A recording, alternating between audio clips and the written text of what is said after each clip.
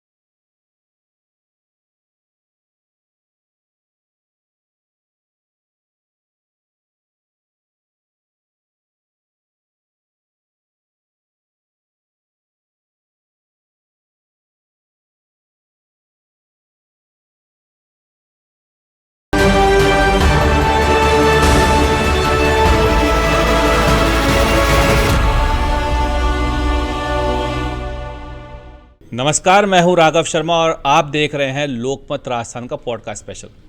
दोस्तों, जैसा कि हम हमारे पॉडकास्ट में हर बार एक खास मेहमान को बुलाते हैं, उनकी जीवन यात्रा हम इसके अंदर देखते हैं। और आज जो हमारे साथ स्टूडियो में खास मेहमान है वो अपने आप में सही में बहुत खास है। उनका सरल व्यक्तित्व देखते ही आमजन से जो कनेक्ट होते हैं, आप खुद उनकी बातों से खुद महसूस कर लेंगे किस तरह से सरलता से वो सभी से मिलते हैं, बातें करते हैं। राजनीति में उनको देखें तो राजनीति के अंदर एक अच्छा नाम, एक अच्छा मुकाम उनका है। मैं बहुत बहुत स्वागत करना चाहूँगा मनोज न्यांगली जी का। धन्यवाद। बहुत बहुत स्वागत है। धन्यवाद आपका। तो मनोज न्यांगली जी विधायक हैं, शार्दुलपुर से बसपा से जो है विधायक रह चुके हैं, विधायक अभी प्रेजेंट में भी हैं। सर, जो पॉडकास्ट में हम लोग बातचीत करने की कोशिश करते हैं, एक ऐसी बातें जो हमेशा से हम करना तो चाहते हैं, चाहे अपने जनता हो, समाज हो, देश हो, उनके लोगों से इंटरेक्ट करना चाहते हैं, लेकिन हम हमेशा कर नहीं पाते। पॉडकास्ट पे हम कोशिश करते हैं ऐसी बातें करने की। तो वैसे ही हम आपसे भी जानना चाहेंगे कि जो राजनीतिक सफ़र था, जो स्टार्टिंग फेज़ था, किस तरह का रहा, किन चुनौतियों से भरा रहा, किस तरह राजनीति में आना? देखिए, मेरा राजनीतिक जो भी आप चेहरा मानते हैं, जो भी हमारा अस्तित्व मानते हैं जी, उसमें मेरे स्वर्गीय बड़े भाई वीरेंद्र न्यांगली का बहुत बड़ा योगदान है कि हम जिस स्थान पर आज खड़े हैं उस स्थान पर बड़े भाई स्वर्गीय वीरेंद्र न्यांगली ने उन बड़े राजनेताओं के सामने हर कष्ट को झेलते हुए लंबी लड़ाई उन ताकतवर लोगों के साथ लड़के और इस राजनीतिक मुकाम पर पहुंचे। उन्होंने भी 2008 का पहला चुनाव लड़ा। पहला चुनाव उन्होंने 2005 में लड़ा बहुजन समाज पार्टी से पंचायत समिति सदस्य का। उस समय वो जेल में थे किसी झूठे मुकदमे में, और जेल से बैठे बैठे चुनाव लड़े। जनता ने इतना समर्थन दिया कि वो 800 से अधिक वोटों से पहला चुनाव पंचायत समिति सदस्य का जीता। अदालत से जैसे ही बाहर निकले, बरी हुए, झूठे मुकदमे में बरी होना था, बरी हो गए। बरी होने के बाद उन्होंने तय किया कि मैं विधानसभा का चुनाव लड़ूंगा, और उन्होंने 2008 का विधानसभा का चुनाव बड़ी मजबूती से, बड़ा शानदार चुनाव लड़ा। और पहली बार उन भारतीय जनता पार्टी और कांग्रेस के ताकतवर नेताओं के खिलाफ एक अच्छा चुनाव लड़ने के बाद वो बड़े मुकाम पर थे। जनता के नज़रों में ये था कि वीरेंद्र न्यांगली अब की बार चुनाव जीत रहे हैं। लेकिन भारतीय जनता पार्टी और कांग्रेस के नुमाइंदों को ठीक नहीं लग रहा था, इसलिए कांग्रेस के जो उम्मीदवार थे वो सरेंडर हो गए। वो मात्र 20-25 हज़ार वोटों में सिमट गए और भारतीय जनता पार्टी को समर्थन किया। इसे हम भाई वीरेंद्र न्यांगली दूसरे नंबर पर रहे। पहले नंबर पर भारतीय जनता पार्टी की कमला कस्वा चुनाव जीती और स्वर्गीय वीरेंद्र न्यांगली उस चुनाव में 5-4 हज़ार वोटों से हार गए। लेकिन वो नींव रख गए, और उनके चुनाव का उनका कद देखकर बीजेपी और कांग्रेस वालों को लड़ास नहीं आया। चुनाव के थोड़े दिन बाद ही उनका सरे बाजार हत्या हो गई थी। उसके बाद से मैं 2009 से इस मुकाम पर खड़ा हूँ। हम भी इस लड़ाई को उसी से लेकर लड़ते आ रहे हैं। तो हमारा राजनीतिक शुरुआत और अस्तित्व भाई वीरेंद्र न्यांगली है। बिल्कुल सर, एक बहुत बड़ा फेज़ जिसको हम कह सकते हैं जीवन के अंदर आता है, वही फेज़ आपके जीवन में भी आया कि बड़े भाई साहब का मर्डर हुआ, सारी चीज़ें आपने देखी। कैसा आपको मतलब लगता है, क्या महसूस करते हैं इन सब चीज़ों का? हालांकि दिल को झकझोर देती है, जीवन को झकझोर देती है इस तरह की जो दुर्घटनाएं होती है, इस तरह की जो घटनाएं होती है। उसके बाद आप उभरे और आपने समस्त रूप से आप राजनीति में भी आए, उनकी जो चीज़ें थी उन्हें आगे बढ़ाया आपने। किस तरह लेते हैं इन सब चीज़ों? देखिए, मैं सबसे पहले मेरी राजगढ़ की उस हर नागरिक को, हर उस व्यक्तित्व को धन्यवाद देना चाहता हूँ। उस विकट परिस्थिति में जब 2009 में मैं आया, ना हमारे पास धन था, ना पार्टी थी, ना बल था। बल भाई वीरेंद्र न्यांगली था, वो चला गया। और मैं पेशे से वकील होने के नाते वहाँ पहली बार 2009 में आया। बिल्कुल। और 9 में आने के बाद जब मैं वहाँ खड़ा हुआ, तो मेरी उस देवतुल्य नागरिकों का मैं दिल से आभार प्रकट करता हूँ। उन्होंने मेरे हर संकट में साथ खड़े रहे, उस विकट परिस्थिति में साथ खड़े रहे कि बच्चा बच्चा ये बोल रहा था कि अब क्या बढ़ता है, वीरेंद्र न्यांगली चला गया, अब इनका कुछ नहीं बढ़ता, ये यूं ही गाड़ी में तेल जलाते घूम रहे हैं। उस परिस्थिति में भी जनता ने मेरा साथ दिया, चुनाव लड़ने के पैसा दिया, संसाधन जुटाए, जो भी परिस्थिति रही उस समय मैं उसको सफ़र किया। 2012 में फिर हम पर गोलियां चली, उसमें मेरे ऊपर भी गोलियां चली, 2 साथियों पे और भी गोलियां लगी, फिर भी हमने 13 का चुनाव लड़ा। मतलब हमने आज़ादी की तरह एक लड़ाई लड़ी, नई लड़ाई जो गोलियों से लड़ी। लोकतंत्र में लड़ी तो हमेशा जाती है वोट से, लेकिन हमने तो वो बुलेट से लड़नी पड़ी।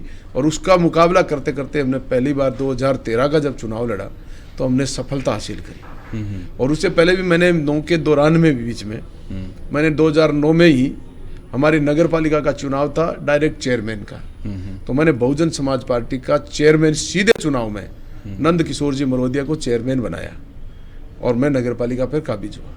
2010 में मैंने पंचायत समिति सदस्य का खुद ने चुनाव लड़ा और मैं 10 में पंचायत समिति सदस्य बना, 13 में चुनाव एमएलए बन गया। तो उस सफ़र को तो हम क्या कहें कि सफ़र तो हमारा परिवार का, प्रशासन की तरफ से, कठिन गुंडों और बदमाशों के बीच में हमने लड़ा है।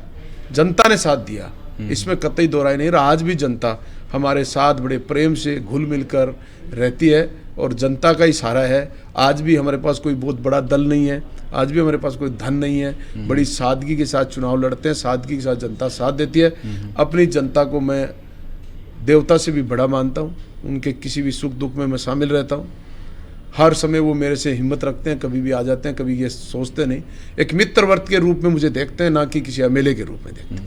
तो भाई साहब, जैसा आपने बताया, जैसे पेशे से तो आप वकील हैं, तो आज आप विधायक हो गए। अगर विधायकी नहीं लेते तो मनोज न्यांगली जी क्या कर रहे होते? मैं वकालत करता हूँ पूरी तरह। मुझे ऐसा ही लग रहा है। हाँ हाँ। भविष्य का तो पता नहीं चलता ना कुछ भी।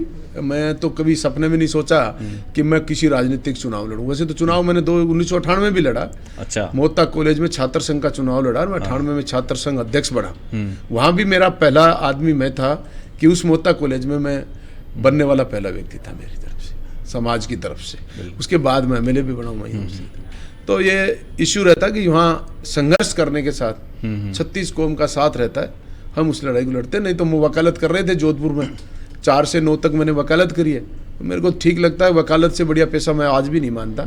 सुंदर पैसा है, लेकिन कई बार दुखी लोगों को देखकर जब राजनीति में आकर उनकी मदद करते हैं तो महसूस करते हैं कोई नहीं, अपना सुख जाए लेकिन जनता को सुख मिले, उस लड़ाई को हम लड़ रहे हैं। बिल्कुल।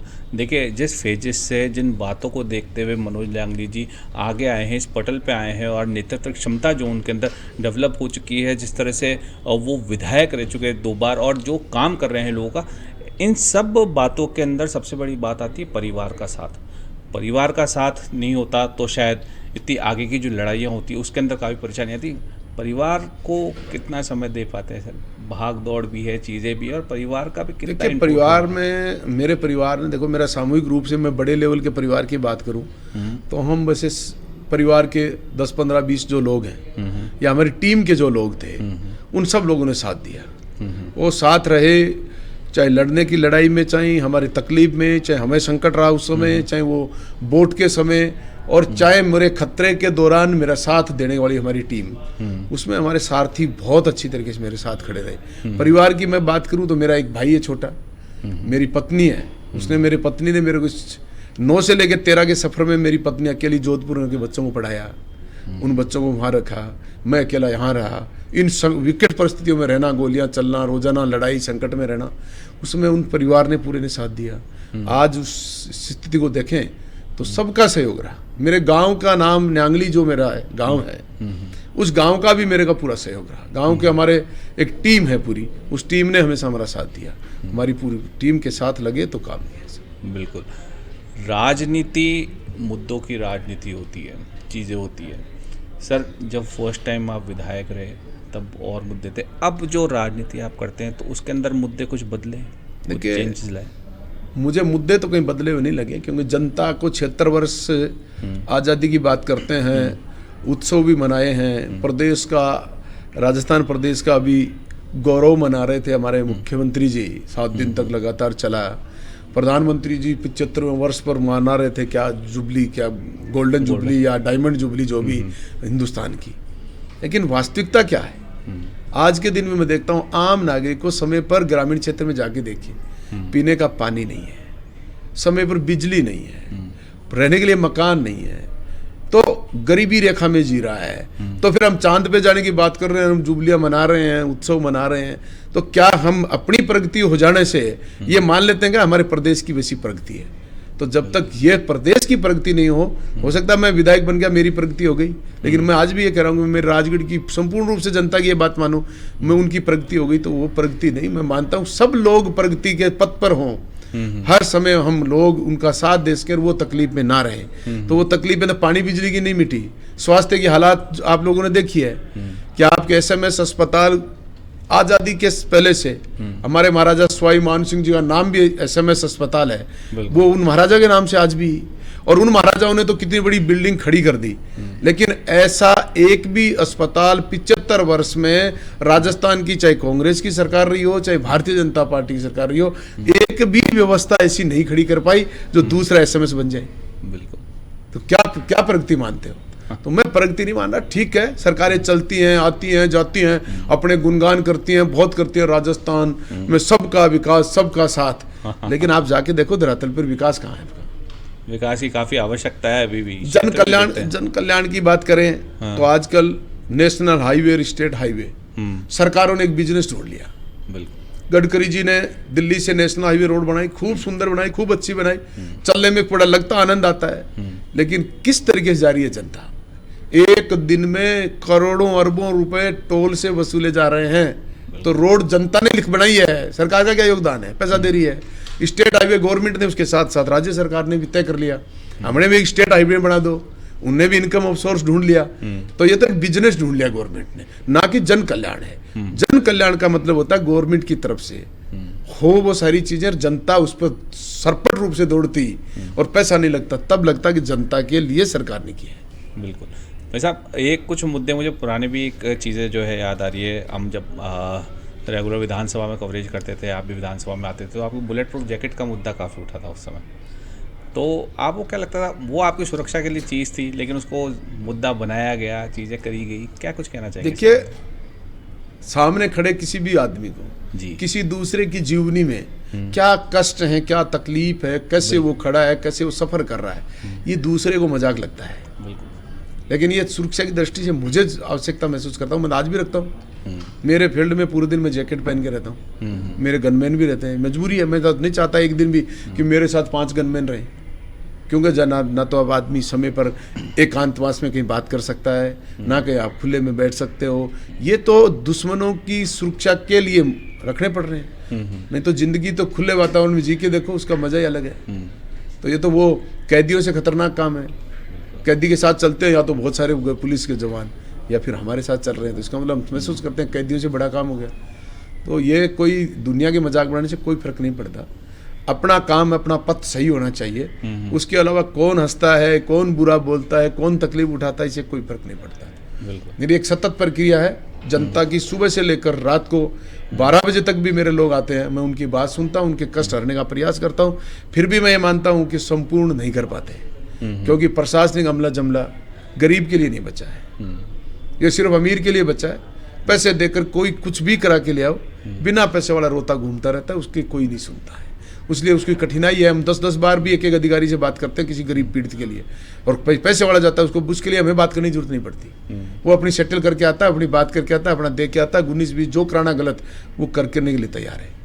लेकिन सही काम के लिए आदमी रोता रहो। बिल्कुल। मनोज न्यांगली जी क्या सोचते हैं कि अब जो राजनीति होनी चाहिए आने वाले समय को देखते हुए, चीज़ों को देखते हुए, किस तरह की राजनीति होनी चाहिए? क्योंकि राजनीति के अंदर हम देखते हैं, चाहे हम बात करें ईस्टमैन कलर से लेके, मतलब ब्लैक एंड वाइट से लेके ईस्टमैन कलर तक के ज़माने देख रहे हैं, चीज़ें बदलती रहती हैं। अब आप क्या सोचते हैं किस तरह की राजनीति? कि राजनीति में एक तो वातावरण खराब हो गया, पक्ष विपक्ष की भूमिका होनी चाहिए, ये सत्य बात है, लेकिन उसको द्वेषता से देखने वाली जो बात है ना वर्तमान की राजनीति में, ये खतरनाक है। लोकतंत्र में पक्ष विपक्ष होगा, दोनों ही सजग प्रहरी हैं। एक सत्ता पक्ष है, उसके दायित्व बनता है कि मेरा जिस जनता का सत्ता पक्ष का सारथी बनाऊं, मैं उसकी सेवा करूं। लेकिन विपक्ष का भी बहुत बड़ी भूमिका है उसको चलाने में, कि आप जो सेवा करना चाह रहे हो उसमें ये त्रुटियां, इस तरीके की कमियां हैं, वो उनको सजग करते हैं। तो इसलिए विपक्ष सजग प्रहरी है, उसको दुश्मन क्यों मानते हो? इसलिए सत्ता के लोग दुश्मन मानते हैं सजग प्रहरी को, तो गलत बात है। विपक्ष का काम ये धर्म बनता है कि आपको जगाओ, आप गलत कर रहे हो, हो रहा है धरातल पर कुछ नहीं हो रहा, ये बताना उनका काम है। उस पर सरकार गौर करे, सुधार करे, ये तो सरकार का दायित्व बनता है। लेकिन सरकार ने आजकल हठधर्मिता बना ली। सरकार सोचती है ये तो यूं ही बकते हैं, इनको तो बकना ही है, तो उनको बकना मान लिया। तो ये ब्यूरोक्रेसी का सिस्टम जो चल रहा है, ये सोचता है कि ये तेरी मेरी में चलेंगे, 5 साल इधर वाले कर लेंगे, 5 साल इधर वाले कर लेंगे, और वो मजे कर रहे हैं, वो मड़ाई खा रहे हैं, सुनता कोई नहीं है। इसलिए बहुत गंभीर स्थिति है राजनीति में। एक तो ये बात, दूसरी राजनीति में आजकल जो गवर्नमेंट देना चाह रही है सब्सिडियों के नाम से, बहुत बड़ा देने का प्लान करती है, वो खाने का बड़ा संसाधन है, बड़ी घोषणाएं करती है, धरातल पर लाभ मिल नहीं पाता है। मैं कहता हूँ पारदर्शी करो, कम करो, कोई फर्क नहीं पड़ता, लेकिन जो योजना बना दी वो उस व्यक्ति तक पहुंचनी चाहिए, ये तय करो, ये आपकी जवाबदेही बननी चाहिए। आप बुढ़ा पेंशन में 1250 रुपए दे रहे हो, ये 1250 पहुंच रहा है ना व्यक्ति तक, तो ये जवाब देगा 1250 दे रहे हो, वो पहुंच रहा है। एक तरफ आप श्रमिक कल्याण में, डेथ क्लेम में 5 लाख रुपए घोषणा कर रहे हो, आप दे रहे हो 1% लोगों को। उस श्रमिक की डेथ होने को प्रत्येक को 2 से 50,000 दो, मिलना चाहिए, मिलना जरूरी। अब 1% को मिलता है, 5 लाख की घोषणा कर रहे हो, 99 का क्लेम आप खारिज कर रहे हो। नंबर 2, आपने एफडी का एक इश्यू डाल दिया, आपकी 2-2 साल से उस डेथ क्लेम की एफडी होनी चाहिए थी 2 साल पहले, और आज तक सरकार उसकी एफडी नहीं करा रही। 2.5 वर्ष से सरकार उनके पैसे को लेके बैठी, ब्याज कौन देगा भाई? बिल्कुल। तो पारदर्शिता करो, कम करो, लेकिन मिलना चाहिए। अब क्या कहते हैं मजदूर के लिए? सरकार कहती है वो मजदूर जो डेथ हो गई, वो 1 वर्ष में, पिछले डेथ होने से पहले 1 वर्ष तक उसका कार्य किया होना चाहिए कहीं भी लेबर में। बताइए, एक मजदूर आदमी बीमार हो गया, 12 महीने चारपाई से ही और तकलीफों में रहते रहते मर गया, उस घर का तो पहले ही पट्टा गोल हो गया बेचारे का, 12 महीने तक बीमार रहा, और उससे कहते हैं आप रोजगार के लिए 100 दिन का काम और ला के आओ, कहां से लेकर आएगा? मजदूर है। और मैं तो कोई इस दुनिया में सबसे ज्यादा भूमिहीन मजदूर जो है ना, चिंता सरकारों को उसकी नहीं है। बहुत अच्छी बात। भूमिहीन का उपचार कैसे करोगे? भूमि वाले को आप प्रधानमंत्री किसान निधि दे रहे हो, भूमि वाले को आप सब्सिडी दे रहे हो बीमा में, फसल बीमा में, आप किसान को एग्रीकल्चर के पार्ट्स में आप सब्सिडी दे रहे हो। अरे उस मजदूर को क्या दे रहे हो जिसकी भूमि है ही नहीं? बिल्कुल, उसको देने का प्लान रखो। तो दे रहे हो जो भी, कम दो ज्यादा दो, लेकिन अंतिम छोर के आदमी को दो, सुख और चैन से रहे। प्रशासनिक रूप से सुविधा मिलनी चाहिए, वो नहीं मिल रही। जैसे आप जेडीए में जाइए, नगर निगम में जाइए, आपको पट्टा बनवाना है, वहां लुटेरों की फौज है, जिसने पैसा दे दिया उसका बन जाएगा। अरे पट्टे बनाने अपनी अगले की जमीन है, अगले का कागज है, अगले कब्जे में है, किस चीज के पैसे? लेकिन जैसे अभियान चलो, लुटेरों की फौज शुरू हो जाती है, पैसे लेते हैं, नहीं तो नहीं बनाते, नहीं 1000 अड़चन, ये नहीं बनेगा। तो उनको सुविधा के लिए बनाया कि तकलीफ देने के लिए बनाया? तो तकलीफ के लिए जो ऑफिस खोल रही है गवर्नमेंट जितनी भी, वो तकलीफदायक बन रही है, जनता के लिए फायदे के लिए नहीं बन रही। इसलिए कुर्सी पर बैठने के लिए सरकार तनख्वाह दे दे, कलम चलाने के लिए जनता पैसा दे दे। ऐसा ट्रेंड पूरे राजस्थान, हिंदुस्तान में, इसको रोकने में सरकार सब पूर्णतः विफल है। बिल्कुल, एक जो फेलियर जो गवर्नमेंट का है उसको अपने शब्दों में भाई साहब ने कहा, और एक फैक्ट बात है बिल्कुल, जो दिखती भी है, लगती भी है। इसी के साथ एक सवाल और जहन के अंदर उठता है, आप बहुजन समाज पार्टी बसपा से विधायक रहे, बसपा से विधायक हैं, आपका मुद्दे आते हैं जनता से जुड़े हुए, आप लेके जाते हैं उन चीज़ों को, तो कहीं ना कहीं आपको लगता है कि कई बार बात सुननी नहीं जाती। भाई कांग्रेस सरकार है, बीजेपी सरकार आ गई, अब आप बसपा विधायक, आप अपनी बात लेके जाते हैं, तो एक तो काम करने में बहुत समय लग जाता है, चीज़ों के अंदर बहुत समय लग जाता है। कितना डिले लगता है आपको? देखिए, डिले की बात तो मैं करूँ, ये तो सरकार की बात करें, वहाँ तो डिले ही डिले है। अच्छा। लेकिन हमारा कोटा मिलता है एक एमएलए, हाँ हाँ। उसको खर्च करने में भी हमारे को समय सीमा में, आज जो मिलने वाला पैसा वो 12 महीने बाद खर्च होगा, उसकी लायबिलिटी तय नहीं हो पा रही है अभी तक। एक एक साल तक लोगों को कागज आज लिख दिया हमने, और वो काम अगर एक साल बाद हो रहा है ना, तब तक जनता का वो व्यक्ति थक चुका होता है हमसे अप्रोच कर करके, क्या विधायक जी क्या हुआ हमारे काम का, क्या हुआ विधायक जी हमारे काम का।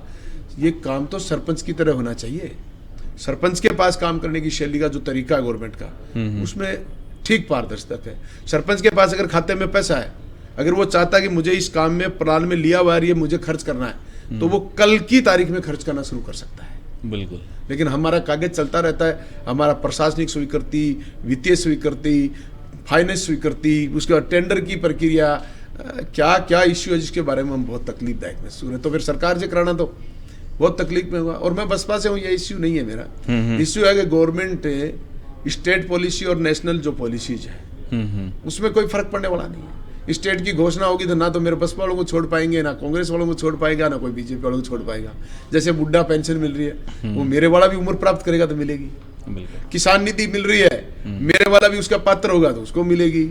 तो फिर उससे मेरे को नेशनल और स्टेट पॉलिसीज में कोई फर्क पड़ता नहीं है। फर्क पड़ता कोई विशेष कोई कार्य हो, बड़ा काम हो, बड़ी तकलीफ का कार्य हो, उसमें जरूर गवर्नमेंट के बजट की कभी कभार आवश्यकता पड़ती है। लेकिन उसमें भी हम प्रयास तो करते रहते हैं। गवर्नमेंट दे भी देती है, लेकिन देरी भी होती है। जिस तरीके से कई बार हमारे सामने वाला पक्ष वाला जो सत्ता का होता है, जैसे मेरे सामने हारा, पिछली बार भी कोई हारा तो दोनों कांग्रेस और बीजेपी के व्यक्ति हारे, किसी एक की सत्ता थी, तो वो हमारे लिए बाधक बन जाता है।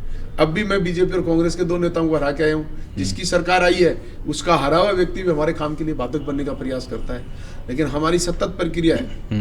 मैं कहता हूँ गवर्नमेंट कोई भी उस सारे कार्य विकास सरकार करती है, चाहे उसमें मनोज न्यांगली बने एमएलए, चाहे आप बनो एमएलए, चाहे कोई अन्य एमएलए बने, सारे कार्य उस कार्यकाल में सरकार के ही होते हैं। और जितने होंगे वो मेरे कार्यकाल में होंगे। मुझे इससे क्या फर्क पड़ता है, मेरे विधानसभा में कार्य होना चाहिए। इस बात का हमारी थ्योरी है। प्रशासनिक अमले जमले की बात है, हम खुले मन से लड़ाई लड़ते हैं।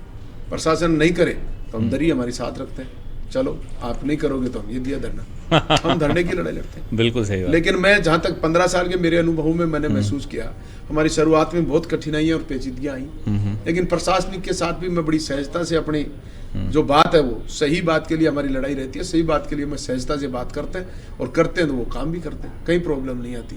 चाहे सत्ता किसी की भी हो, सत्ता तानाशाही कर सकती है, लेकिन तानाशाही के खिलाफ लड़ने वाला भी चाहिए। बिल्कुल, तो उसके लिए हम लड़ते हैं, तानाशाही नहीं करने देते। और तानाशाही करते हैं तो हम धरातल पर लड़ते हैं। और प्रशासनिक अमले जमले को भी हम चेतावनी के साथ कहते हैं कि ये राज वाले का सिर्फ टेलीफोन चलेगा, कलम आपकी चलेगी। और कलम अगर आपकी चलेगी तो निश्चित रूप से हाथ आपके जलेंगे अगर गलत करोगे। बिल्कुल। और ऐसा हमने करके बताया। हमारी तहसीलदार थी एक, अच्छा, अभी सिद्धमुख में, पिछली सरकार में उसने कृष्णा पूनिया के जोर में बहुत कुछ किया। और मैंने पिछली बार जब विधायक नहीं था, मैंने खुली उसको चेतावनी दी थी किसी कार्य समय। मैंने कहा ये फोन करने वाले सिर्फ फोन करेंगे, बाधाएं आएंगी तो आपके हाथ जलेंगे। और मैंने उसको विधानसभा में आने के बाद उसके हाथ जलाने का काम किया। उसको 16 सीसी का नोटिस दिलाया, चार्जशीट दे दी। 16 सीसी का मतलब है बर्खास्तगी के लेवल तक दंड मिल सकता है। उसने जो भूमि कन्वर्जन करी वो सारी भूमि कन्वर्जन मैंने कैंसिल करवा दी। उन्होंने रोड का जो अलाइनमेंट दिया, उस अलाइनमेंट को जो गलत दिया, उस अलाइनमेंट को मैंने सही करा दिया। तो गलत करने वालों को भी मैं चेतावनी देते। नहीं, तो ये सारी बेबाक राय थी मनोज न्यांगली जी की, जिन्होंने हर तरीके से हर बार कभी पीछे नहीं हटे, लगातार इन्होंने अपनी फाइट जो है वो जारी रखी। सर, जाते जाते जो आज का यूथ है उसको किस तरह से आप मैसेज देना चाहेंगे? आप भी युवा ही हैं अभी, और आपको कई लोग आइडियल मानते हैं, कई लोग आपके चिन्हों पे चलने की कोशिश करते हैं, क्योंकि एक साफ सुथरी राजनीति जो है आपकी रही है। किस तरह से आप जो है, युवाओं की बात बड़ी बात है। अभी मैं चर्चा कर रहा था आपके अंदर बैठे हुए। जी। आप कह रहे थे युवाओं का एक कार्यक्रम हम रखेंगे। मैंने इनको भी कहा युवाओं के सामने 2-3 चीजें बड़ी गंभीर। नंबर 1, युवा की एजुकेशन महत्वपूर्ण सब्जेक्ट हो गया। बिल्कुल। और एजुकेशन के साथ स्पष्ट दिमाग में एक ही बात है युवा के, कि मुझे नौकरी मिलनी चाहिए। बिल्कुल। और नौकरी राजस्थान की सरकार के पास मैं मानता हूँ 8 लाख कर्मचारी होंगे। 8 लाख में से 8 करोड़ की जनसंख्या में से 8 लाख होने का मतलब मेरे हिसाब से 1% होंगे। बिल्कुल। 1% को नौकरी मिलेगी, अगर ये 10 करोड़ हो जाएगी तो 10 लाख हो जाएंगे। इससे ज्यादा सरकार के पास संसाधन नहीं है नौकरी। इसलिए मैं युवाओं को मेरी तरफ संदेश देना चाहता हूं कि जिंदगी में शिक्षा के साथ व्यवसायिक रूप से आप आगे बढ़ने का प्रयास करें। बहुत आपका स्टार्टअप बहुत सुंदर होना चाहिए। आप एक पीढ़ी तक तय क्यों होना चाहते हैं, आप स्टार्टअप शुरू करिए, आप 4 पीढ़ी तक तय करिए, आने वाली पीढ़ी दर और कोई व्यवसाय को अगर आप बढ़ा लोगे तो हर पीढ़ी को, आने वाले व्यक्ति को आपको नौकरी अपने आप मिल जाएगी। एक मेरा ये। दूसरा है, एजुकेशन के साथ आपको लोग एक ही माइंड लेके नहीं चले कि नौकरी प्राप्त करनी है। युवाओं को स्किल के लिए जो गवर्नमेंट प्लान कर रही है, बहुत अच्छी बात। ये स्किल्स गवर्नमेंट का मैं सफिशिएंट नहीं मान रहा। गवर्नमेंट किसी को टेंडर दे रही है, किसी को आपको यहाँ स्किल कराओगे, यहाँ मशीन चलाना चाहिए, वो सिर्फ प्रमाण पत्र तक सीमित हो गए। इसको गवर्नमेंट को बहुत मजबूती से एज ए क्लास के रूप में एडमिशन टाइप करा के उन बच्चों को रेगुलर कक्षा दे और फिर उनको पास करते कर परीक्षा, इस तरीके से उनको 4 साल 5 साल तैयारी करा के पास कराए, एडमिशन ले और सरकार बनाए ये काम। सरकार किसी को टेंडर दिया, आप मशीन चलाने का प्रमाण पत्र दे देना, वो दे देता है। वो तो क्योंकि पैसा मिलता, 3 महीना प्रशिक्षण प्रमाण पत्र दे दो, लिपापोती जाती है।